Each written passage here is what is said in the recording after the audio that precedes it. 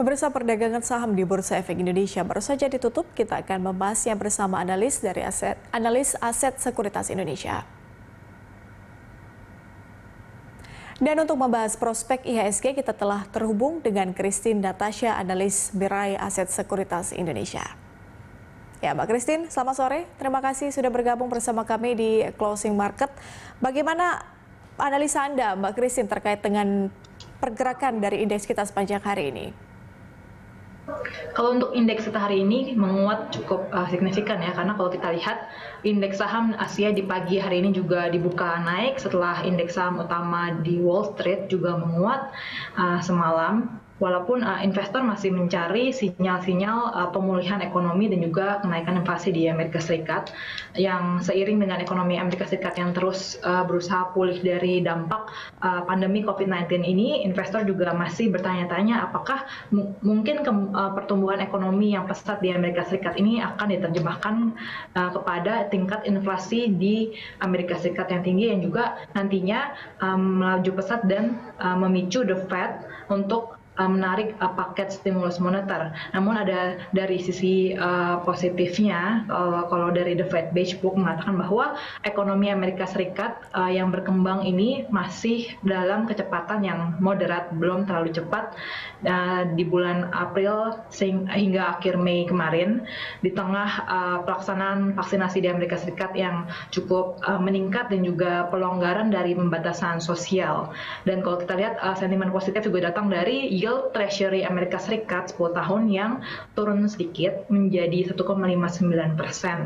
Dan kalau dari dalam negeri kita lihat juga ada sentimen positif di mana IHS Market mengumumkan bahwa data PMI Manufacturing di Indonesia untuk bulan Mei yaitu sebesar 55,3 menandai 7 bulan secara berturut-turut ekspansi, yang juga sekaligus angka tertinggi yang pernah tercatat sejak survei dilaksanakan 10 tahun yang lalu. Sebagai catatan bahwa aktivitas manufacturing di Indonesia juga mencatat rekor tertinggi pada bulan April sebesar 54,6.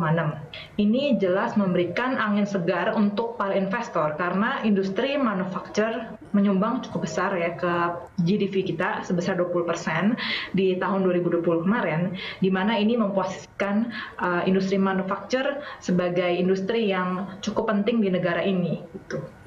Mbak Christine, kemudian IDX energi melemah, kemudian itu terdalam ya, kemudian IDX teknologi memimpin penguatan di sesi 1.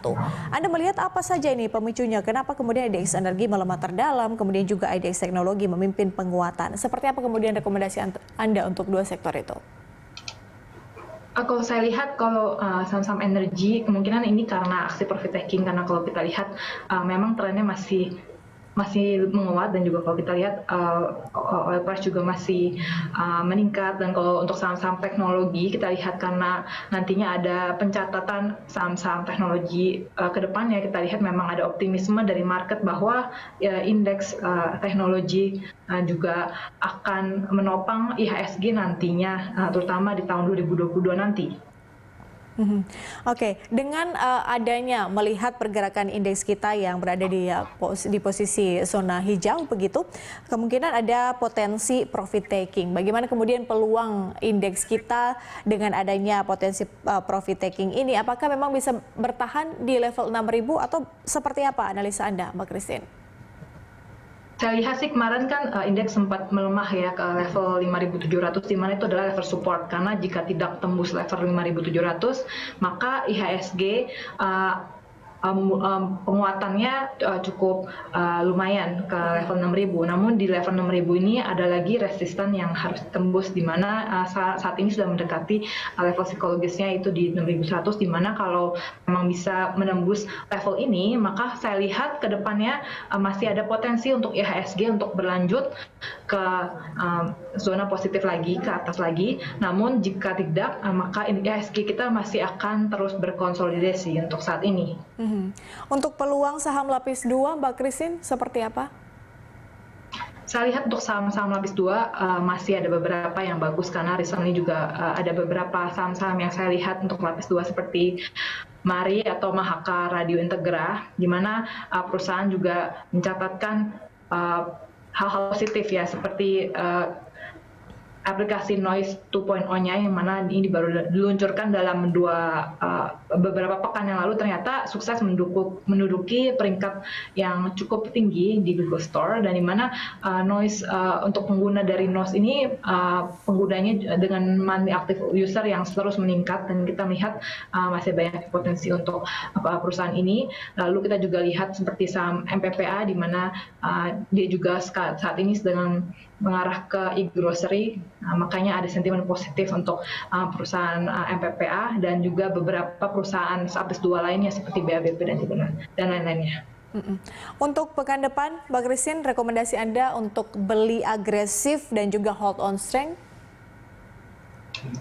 Untuk pekan depan, saya kira mungkin wait and see sambil menunggu data-data yang akan dikeluarkan oleh The Fed, apakah The Fed masih akan menahan suku bunganya atau tidak, dan juga kita juga masih harus melihat data-data lain dari dalam negeri seperti nilai tukar rupiah kita terhadap US dollar dan juga data-data lainnya. Dan tapi kalau saya lihat mungkin akumulasi secara gradual saya sarankan, apalagi melihat bahwa ekonomi Indonesia memang masih menuju kepada ekonomi yang lebih baik untuk tahun 2021 dan juga tahun 2022, di mana Bank Indonesia juga memperkirakan bahwa tahun 2022 ekonomi atau GDP kita masih akan bertumbuh sebesar 5%.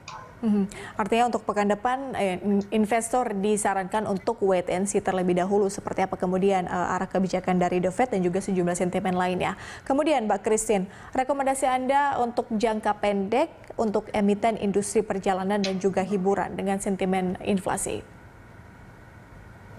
Kalau untuk emiten-emiten ini, saya sarankan sih hanya short term trading aja sih. Karena kalau kita lihat ya, walaupun memang sudah ada perbaikan, karena kita juga ekonomi kita sudah opening saat ini, menurut saya lihat perbaikannya akan gradual dan tidak akan terlalu tinggi. Dan juga untuk emiten-emiten ini kebanyakan secara belum ada liquidity yang cukup baik gitu, jadi agak susah untuk ditradingkan untuk jangka panjang. Jadi saya sarankan hanya untuk short term aja.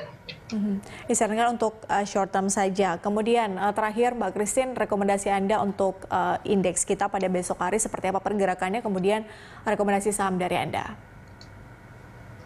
Untuk esok hari saya melihat indeks akan berkonsolidasi karena sudah naik cukup signifikan selama 1 minggu terakhir, dan karena besok adalah akhir pekan, saya melihat adanya potensi untuk profit taking, walaupun untuk downside sangat terbatas menurut saya.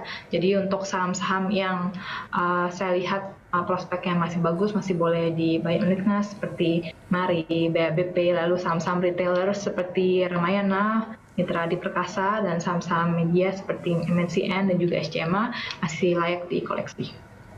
Baik, Christine Natasha, analis Mirae Aset Sekuritas Indonesia. Terima kasih sudah bergabung bersama kami di Closing Market.